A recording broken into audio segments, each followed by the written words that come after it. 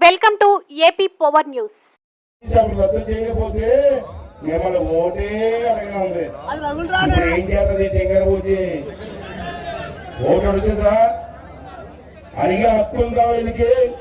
లేదు. అంటే మీరందరూ కూడా ఆలోచన చేసి రేపు జరగబోయే ఎన్నికల్లో ఉమ్మడిగా ముత్యాలనాయుడు క్యాండిడేట్, ఎంపీ క్యాండిడేట్ నేను లోతులు అంటాడు. ఒకసారి మీ అందరూ అడుగుతున్నా, ముత్యాలనాయుడు మాట్లాడికి ఏ మంత్రి అండి? ఏ మంత్రి?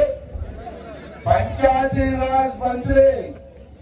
పంచాయతీలో సొమ్ములంతా జగన్మోహన్ రెడ్డి దిగితే మాట్లాడాడండి? మాట్లాడా?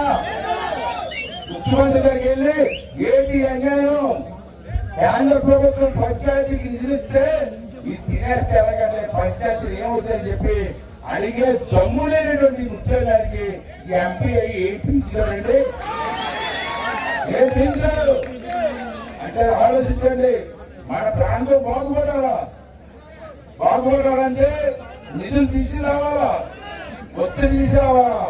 అటువంటి దమ్మున్న నాయకుడు నాకు తెలిసి సీఎం రమేష్. అంటే రమేష్ గారికి మీ అందరూ ఆశీర్వాదం ఇవ్వండి.